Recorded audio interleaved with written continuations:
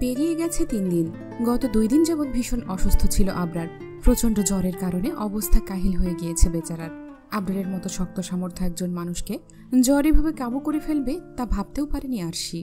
পরে অবশ্য মিসেস বন্যার কাছে শুনেছে আবরার সহজে অসুস্থ হয় না, তবে অসুস্থ হলে একেবারে কাহিল হয়ে যায়। আর বৃষ্টির পানি সে একেবারেই সইতে পারে না, গায়ে লাগলে জ্বর আসবেই।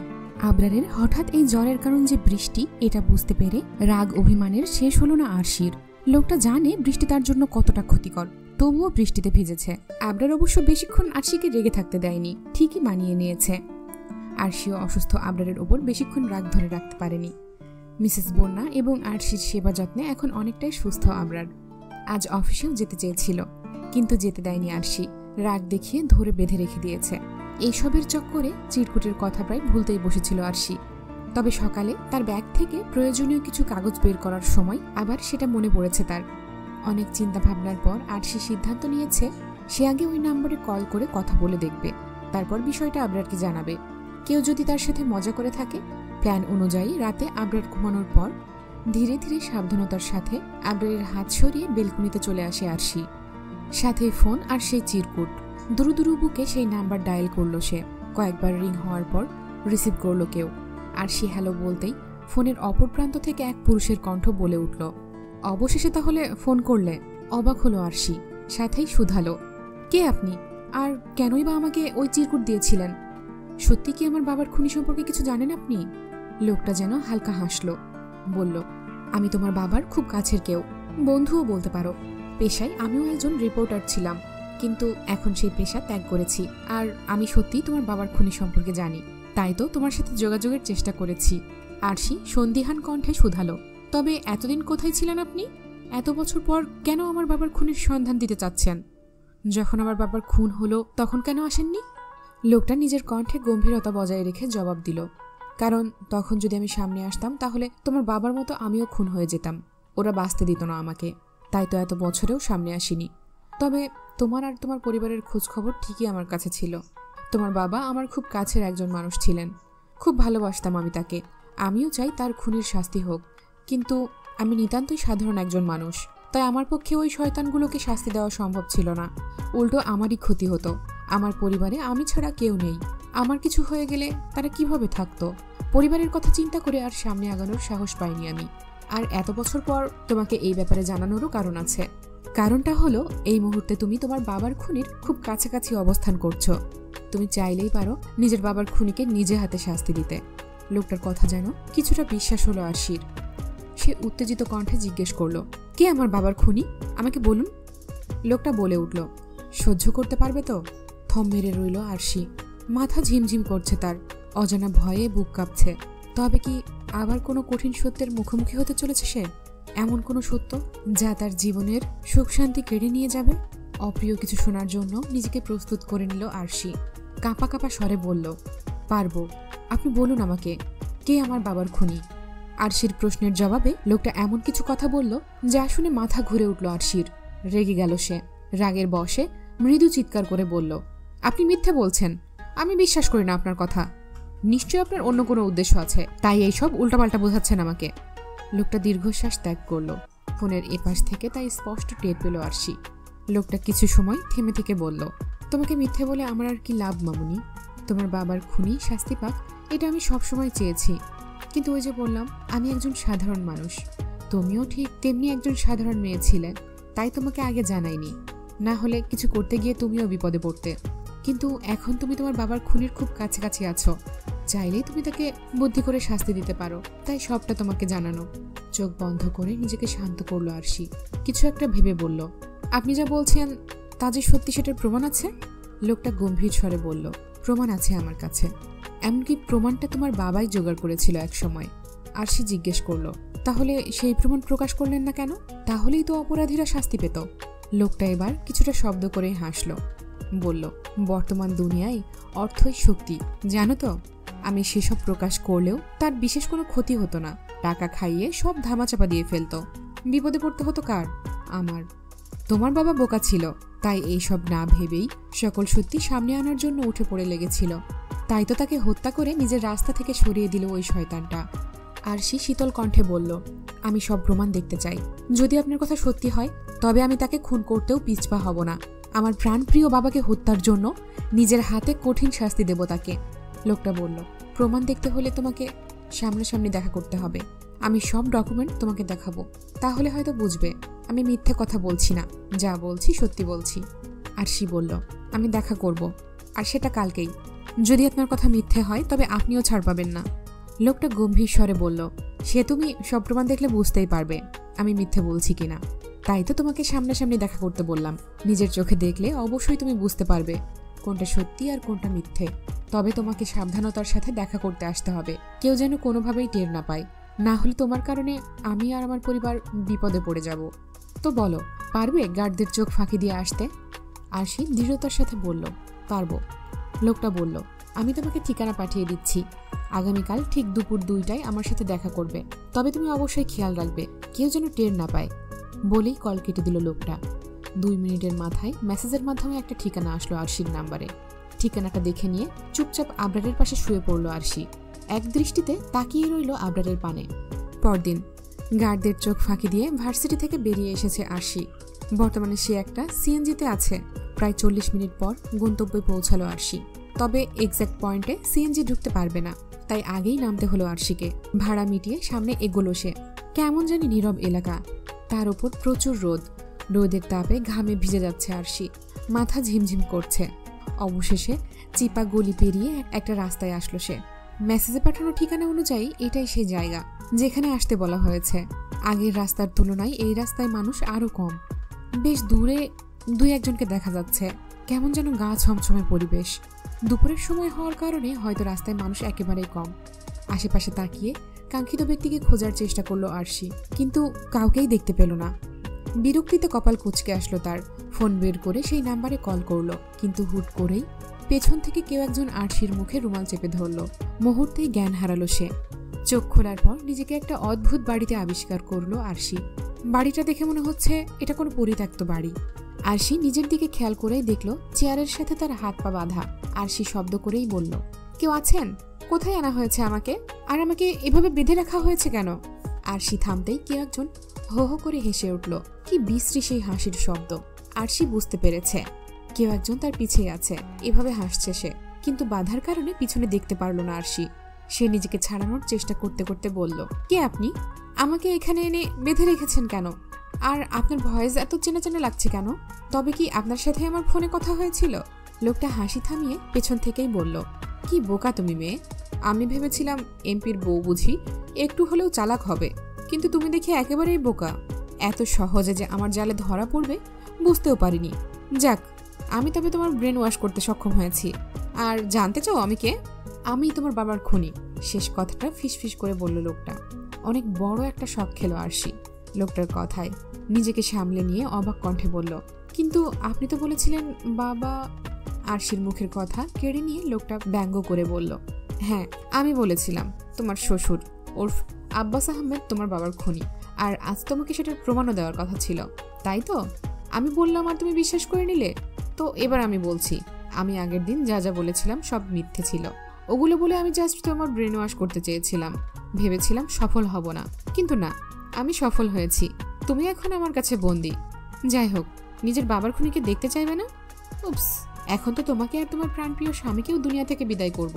তা মরার আগে না হয় আমাকে দেখার সুযোগ করেই দিই, কি বলো? কথাগুলো বলতে বলতে লোকটা আরশির সামনে এসে দাঁড়ালো। লোকটার মুখ দেখা মাত্রই স্তব্ধ হয়ে গেল আরশি। সে বিশ্বাস করতে পারছে না নিজের চোখকে। কয়েকবার পলক ঝাপটালো আরশি। না, সে ভুল দেখছে না, যা দেখছে ঠিক দেখছে। নিজের অবাক ভাব কাটিয়ে আরশি বলে উঠল, আপনি? তার মানে আপনি আছেন এই সব কিছুর পেছনে? লোকটা হাসতে হাসতেই জবাব দিল, হ্যাঁ। কেন বিশ্বাস হচ্ছে না বুঝি?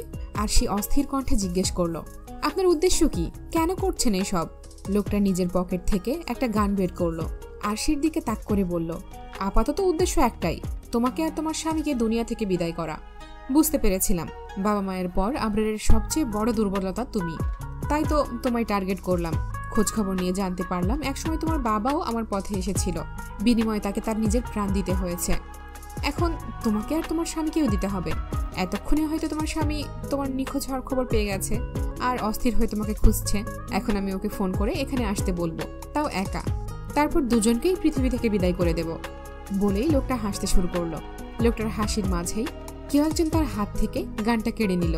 পিছন থেকে বলে উঠল, তোমাকে আর কষ্ট করে ফোন করে আসতে বলতে হবে না, আমি নিজেই চলে এসেছি। দেখো, বুঝোই তো, একটা মাত্র বউ আমার, তাকে তো আর এমনি এমনি ছেড়ে রাখতে পারি না। আমার কত বড় দুর্বলতা সে, এটা তো তোমার চেয়ে ভালো আর কেউ জানে না, তাই না? আবরারের কণ্ঠ শুনে অন্তরাত্মা কেঁপে উঠল লোকটার। ধীরে ধীরে পিছে ফিরে চাইল সে। আবরারের হাসি মাখা মুখ তার অন্তরে তীব্র ভয়ের সৃষ্টি করল। লোকটার ভয়ার্ত দৃষ্টি দেখে শরীর দুলিয়ে হাসল আবরার। বলল, কি ভয় হচ্ছে বুঝি? তা আমার পরিবারের সাথে গেম খেলার আগে, আমার দুর্বলতায় হাত দেওয়ার আগে ভয় করেনি? লোকটা রেগে আরশির দিকে তাকালো। ওর কাছে যেতে চাইলে পেছন থেকে হাত মুচড়ে ধরল আবরার। লোকটা বুঝতে পারল তার সময় হয়তো ফুরিয়ে এসেছে। তার এতদিনের স্বপ্ন আর সত্যি হবার নয়। আবরারদের বাড়ি ড্রয়িং রুমে বসে আছে সবাই। আহি, রিফা এবং মিহি বেগমও উপস্থিত সেখানে। রিফা এবং মিহি বেগমকে আবরারের গার্ডরা গুড করেই এই বাড়িতে নিয়ে এসেছে এবং জানিয়েছে আবরারই তাদের নিয়ে যেতে বলেছে। আহিকেও মেসেজ করে বাড়িতে আসতে বলেছে আবরার। কেউই বুঝতে পারছে না ঠিক কী কারণে আবরার সবাইকে এক জায়গায় করেছে। অনেকদিন পর সাক্ষাৎ হওয়ায় টুকটাক কথা বলছে সবাই, কিন্তু হুট করেই কারো পড়ে যাওয়ার শব্দে কথা থেমে গেল সবার। শব্দের উৎসের দিকে তাকিয়ে চমকে গেল সবাই। রেগে গেলেন মিসেস বন্যা। দ্রুত লোকটাকে ফ্লোর থেকে তুলে রাগী কণ্ঠে আবরারকে উদ্দেশ্য করে বললেন, এটা কি ধরনের ব্যবহার আবরার? এই শিক্ষা দিয়েছি আমরা তোমায়? ও তোমার গুরুজন হয়, আর তুমি ওকে এভাবে ধাক্কা দিলে?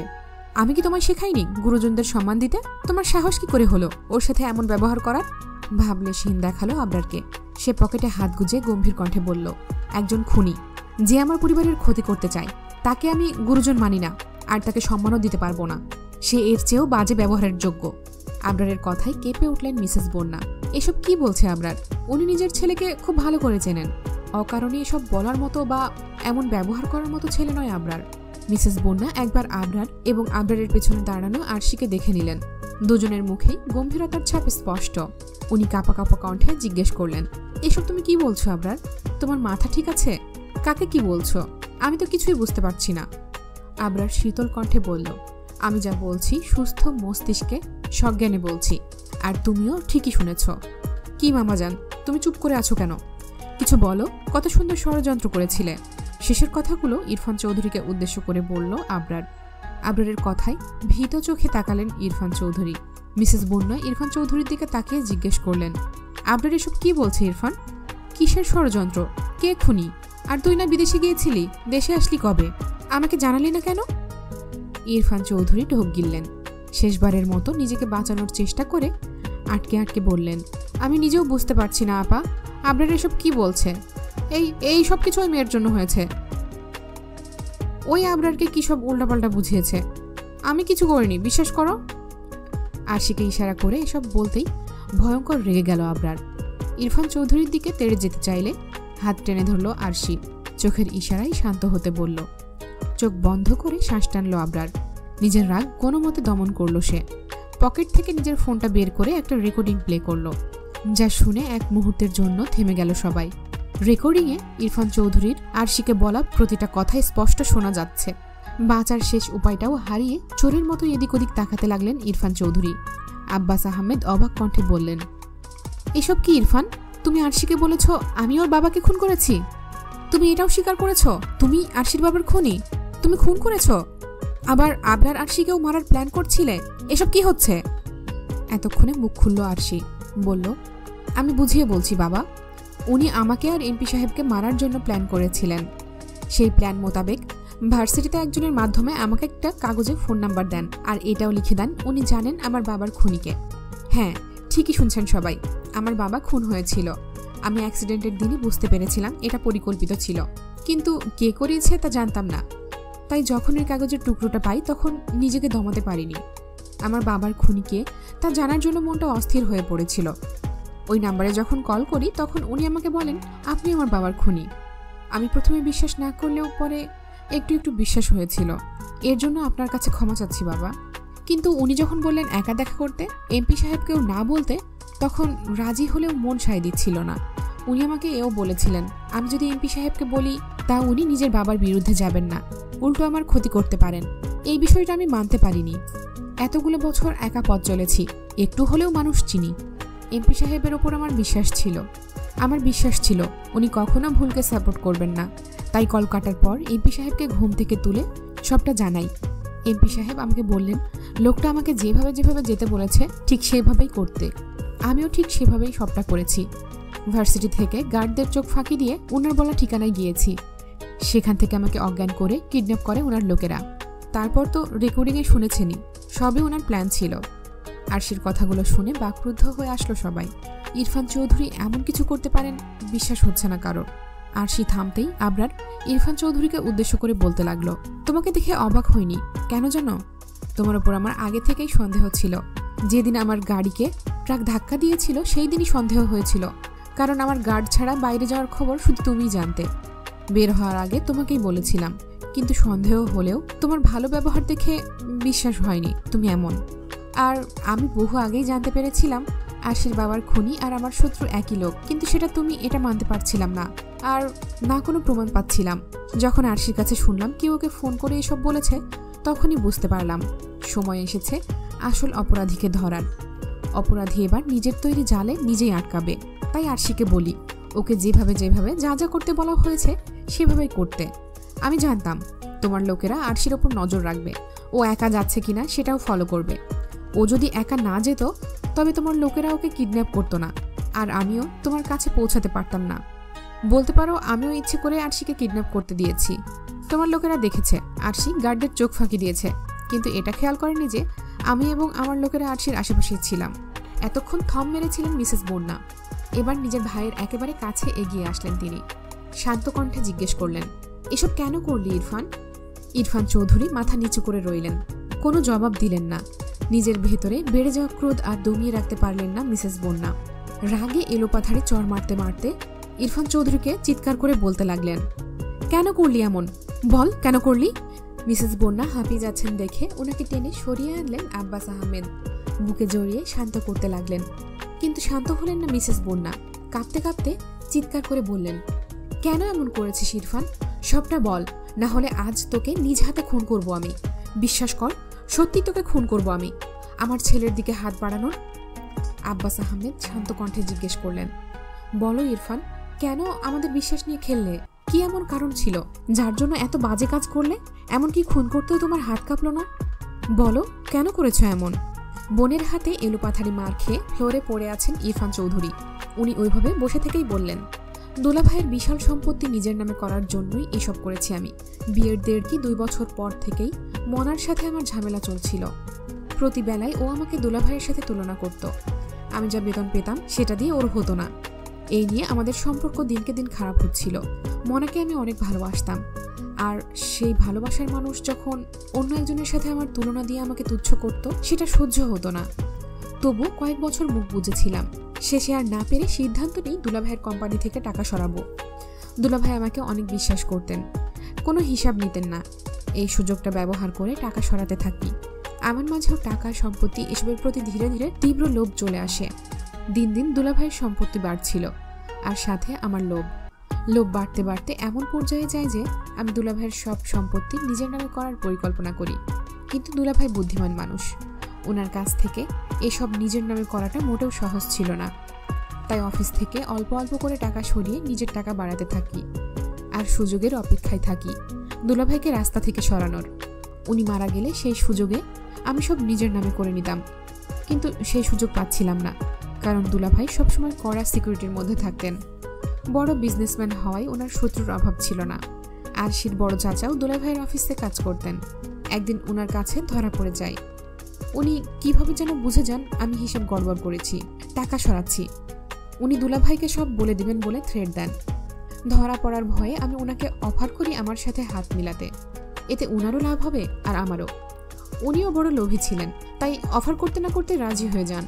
আমরা দুজন মিলে প্রচুর অর্থ সরাতে থাকি, কিন্তু আমাদের পথের বাধা হয়ে দাঁড়ায় আরশির বাবা। একদিন নিজের ভাইয়ের সাথে দেখা করতে এসে আমাদের এইসব ব্যাপারে কথা বলতে শুনে নেন। আমি তাকেও টাকার লোভ দেখাই, কিন্তু সে মানেনি। আমাদের বিরুদ্ধে প্রমাণ জোগাড় করতে উঠে পড়ে লাগে। তাই আমিও তাকে প্ল্যান করে রাস্তা থেকে সরাই। আর আরশির চাচা এ বিষয়ে জানলেও সে অমত করে না। তার কাছেও টাকাই বড় ছিল। প্ল্যান মোতাবেক অ্যাক্সিডেন্ট করাই সে মারা যায়। এই ঘটনার 1 বছর পর আরশির চাচা ধরা পড়ে দুলাভাইয়ের কাছে। তাকে কোম্পানি থেকে বের করে দেওয়া হয়। আরশির চাচাকে অনেক অনুরোধ করায় সে আমার নাম নেয়নি, কিন্তু তখন আর টাকা সরানো যাচ্ছিল না, কারণ দুলাভাই নিজেই সব চেক করতেন। তাই আমি ধীরে ধীরে ওখান থেকে সরে আসি আর নিজের বিজনেস শুরু করি। তবুও আমার নজর দুলাভাইয়ের সম্পত্তির ওপরে ছিল, কারণ তার তুলনায় আমার কিছুই নেই। অন্যদিকে আরশির চাচা আমার পিছু ছাড়ছিল না, সে আমাকে ব্ল্যাকমেল করে নিয়মিত টাকা নিচ্ছিল। ধীরে ধীরে তার টাকা চাওয়ার পরিমাণও এতটাই বাড়তে থাকে যে আমি সামলাতে পারছিলাম না, মাথায় রাগ চাপে, তাই তাকেও লোক দিয়ে খুন করাই। এবার আমি নিজের প্ল্যানে কিছুটা চেঞ্জ আনি। দুলাভাই মারা গেলে তো সব সম্পত্তি আবরার পাবে, তাই আগে আবরারকে টার্গেট করি। ওকে শেষ করলে দুলাভাই এমনিতেই ভেঙে পড়বে। এই সুযোগে আমি সব নিজের নামে করে নিতাম, কিন্তু আমি পারলাম না এত বছরের পরিকল্পনা সার্থক করতে। শেষমেশ আমাকে ধরা পড়তে হলো। কথা শেষ করেই মাথা নিচু করে বসে রইলেন ইরফান চৌধুরী। ড্রয়িং রুমে থাকা প্রতিটা মানুষ অবাক চোখে তাকিয়ে রইল ইরফান চৌধুরীর দিকে। টাকার লোভ তাকে কোথায় নামিয়েছে? লোভের বশে নিজের পরিবারের সাথে এত বাজে খেলায় নেমেছিলেন তিনি। মিহি বেগম এক দৃষ্টিতে তাকিয়ে রইলেন নিজের স্বামীর খুনির দিকে। এই লোকের জন্যই উনি নিজের স্বামীকে হারিয়েছেন।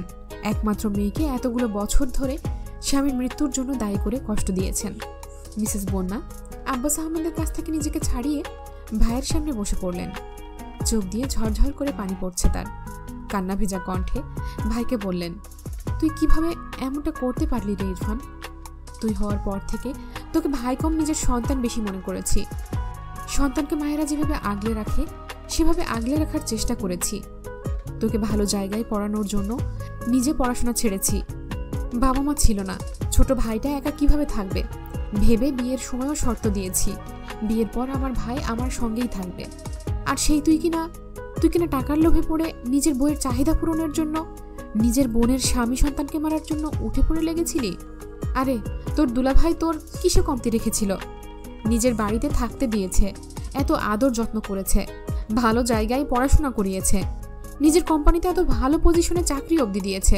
কিসের কমতি রেখেছিলাম আমরা তোর দুলাভাইয়ের এত এত উপকারের প্রতিদান এই দিলি? মিসেস বন্যা থেমে চোখের পানি মুছলেন। আবরারের দিকে তাকিয়ে কঠোর কণ্ঠে বললেন, পুলিশ ডাকো আবরার। একটা খুনি ক্রিমিনালকে আমি আর এক মুহূর্ত নিজের চোখের সামনে দেখতে চাই না।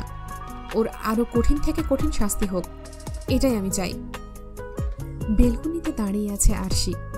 ঝড়ো হাওয়া এসে ক্ষণে ক্ষণে দেহে আছড়ে পড়ছে, উড়িয়ে দিয়ে যাচ্ছে তার শাড়ির আঁচল এবং উন্মুক্ত কেশ। তবে এসবে হেলদোল নেই আরশির। সে এক দৃষ্টিতে তাকিয়ে আছে অন্ধকার আকাশের দিকে। আজও আকাশে ঘন কালো মেঘ জমেছে আরশির মনেও। ওই অন্ধকার আকাশের দিকে তাকিয়ে সৃষ্টিকর্তার নিকট অভিযোগ করতে ব্যস্ত আরশি। কেন তার বাবাকে বিনা দোষে এত কঠিন যন্ত্রণাদায়ক মৃত্যু পেতে হলো? তার বাবা তো কখনো কারো ক্ষতি করেনি, তবে কেন এমন হলো তার সাথে? ইরফান চৌধুরীকে সকল প্রমাণ সমেত পুলিশের হাতে তুলে দিয়েছে আবরার। ব্যবস্থা করেছে যাতে কঠিন থেকে কঠিনতর শাস্তি হয় ইরফান চৌধুরীর। সবকিছু মিটিয়ে বাড়িতে ফিরতে বেশ রাত হলো আবরারের। বাড়ি ফিরেই রুম অন্ধকার দেখে কপালে ভাঁজ পড়ল তার। বেলকুনিতে মরিচবাতির আলো জ্বলছে দেখে সেদিকে পা বাড়ালো সে। বেলকুনির কাছে পৌঁছাতেই হৃদস্পন্দন থমকে যাওয়ার জোগাড় হলো আবরারের। শুভ্র শাড়ি পরে দাঁড়িয়ে আছে তার শুভ্র পরী।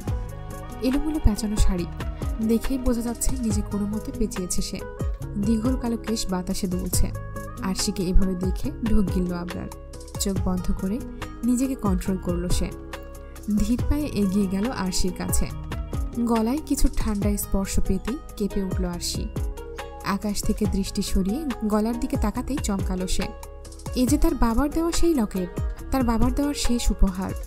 নিজের অতি প্রিয় কিছু ফিরে পেয়ে চোখ ভরে আসলো আরশির। আলতো করে লকেটটাই হাত ছোঁয়ালো সে।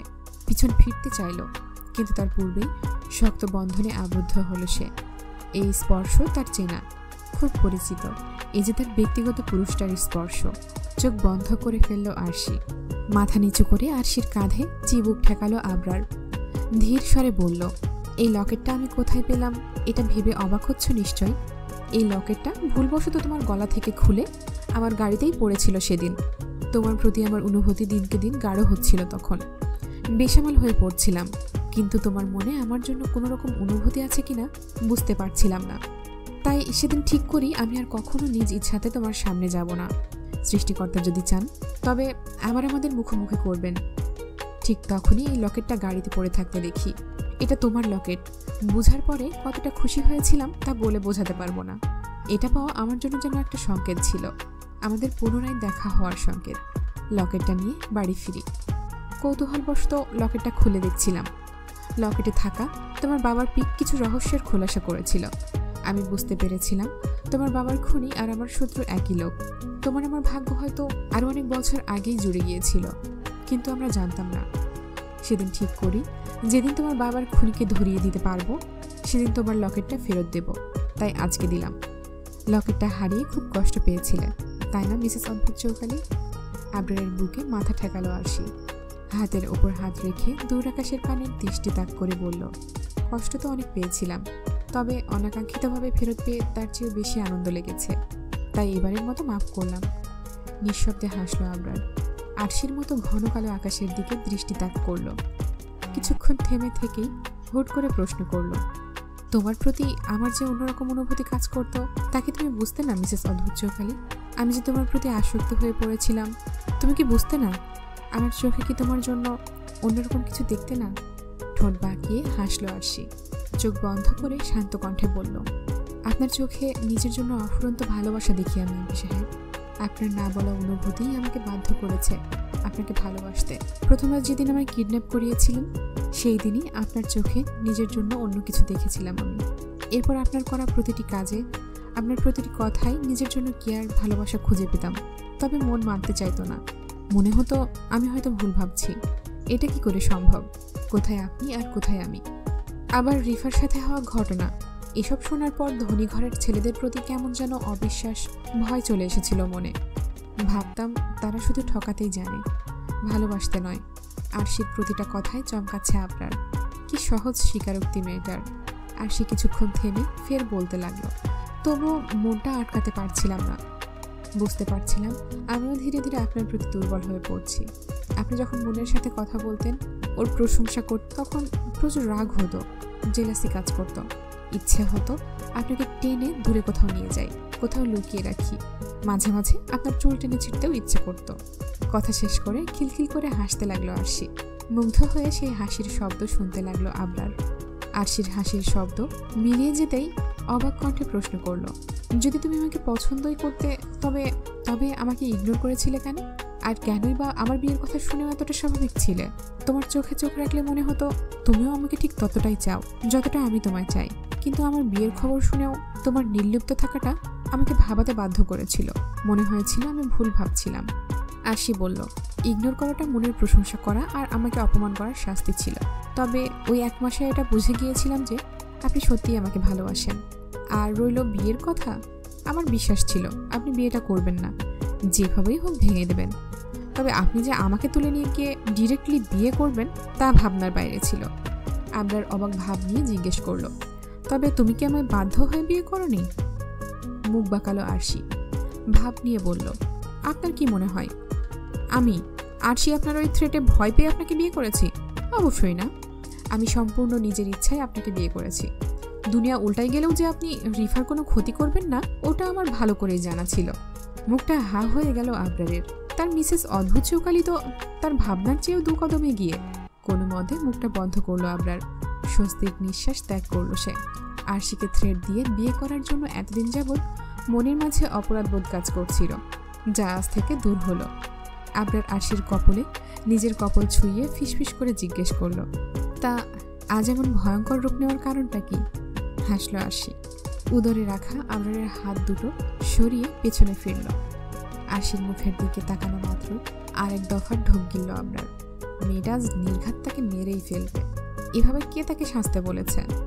আরশি পিছন ফিরে পা উঁচু করে আবরারের গলা জড়িয়ে ধরল। ব্যালেন্স রাখতে সমস্যা হচ্ছে দেখে কাঁপা কাঁপা হাতে আরশির কোমর আঁকড়ে ধরল আবরার। আরশি আবরারের চোখে চোখ রেখেই বলল, 2টো কারণে সেজেছি। প্রথম কারণ মন খারাপ ছিল। মন খারাপ থাকলে সাজলে নাকি মন ভালো হয়, তাই একটু ট্রাই করে দেখলাম। আর দ্বিতীয় এবং মেন কারণ, শুভ্র পোশাক পরলে, চুল খুলে রাখলে, হালকা একটু সাজলে আপনি যে আমার উপর থেকে নজর সরাতে পারেন না, সারাক্ষণ আমার মুগ্ধ দৃষ্টিতে দেখেন, ওই দৃষ্টি আমার বড্ড ভালো লাগে। আরশির কাজল টানা চোখে আলতো করে ঠোঁট ছোঁয়ালো আবরার, কণ্ঠে মুগ্ধতা মিশিয়ে বলল, আমি শুধু তোমাদের মুগ্ধ মিসেস অদ্ভুত চৌকালি। তোমাদের আসক্ত আমি, খুব বাজেভাবে আসক্ত। যেদিন প্রথম তোমার চোখে চোখ রেখেছিলাম সেদিনই নিজের মাঝে কিছু একটা অনুভব করেছিলাম। তোমার ধারালো দৃষ্টি আঘাত করেছিল আমার হৃদয়ে।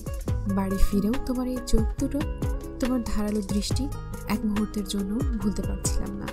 কিন্তু তোমার করা অপমানও ভুলতে পারছিলাম না। তোমাকে ভয় দেখাবো বলে কিডন্যাপ করাই, কিন্তু তোমার চোখে ভয়ের ছিটে ফোটাও দেখিনি আমি। তোমার আচরণ, তোমার তেজ, ধারালো দৃষ্টি, তাকানো বারংবার মুগ্ধ করেছিল আমায়। একসময় বুঝে যাই এই অদ্ভুত চৌকালি মেয়েটার প্রতি বাজেভাবে আসক্ত হয়ে পড়েছি আমি। তাকে ছাড়া আমার কিছুতেই চলবে না। তাকে না দেখলে, নিজের না করতে পারলে পাগল হয়ে যাব আমি। প্রথমে ভেবেছিলাম তোমাকে সবকিছু জানাবো, তোমার অনুমতি নিয়ে তবে বিয়ে করব। কিন্তু তোমাকে নির্লিপ্ত দেখে মনের মাঝে ভয়ের সৃষ্টি হয়। তুমি যদি রাজি না হও, সেই ভয়ে কিডন্যাপ করে থ্রেট দিয়ে বিয়ে করি তোমাকে। তোমাকে ছাড়া নিজেকে কল্পনাও করতে পারি না আমি। আমার স্বপ্নে দেখা রাজকন্যা তুমি। তোমাকে আরো 2 বছর আগে থেকে কল্পনা করি আমি। স্বপ্নে দীঘল কালো কেশের এক মেয়েকে দেখতাম, যার হাসির শব্দ অবিকল তোমার মতো, কিন্তু তার মুখটা দেখার পূর্বেই স্বপ্ন ভেঙে যেত। প্রথমবারের মতো সেই মেয়ের মুখ আমি দেখি আমাদের বিয়ের রাতে, আর সেই মেয়ে অন্য কেউ নয়, তুমি। থামলো আবরার, আর সে কণ্ঠ খাদে নামিয়ে শুধালো, এত ভালোবাসেন আমায় এমপি সাহেব? আবরার জড়িয়ে আসে কণ্ঠে উচ্চারণ করলো, ভালোবাসি, অনেক অনেক ভালোবাসি আমার মিসেস অদ্ভুত চৌকালিকে।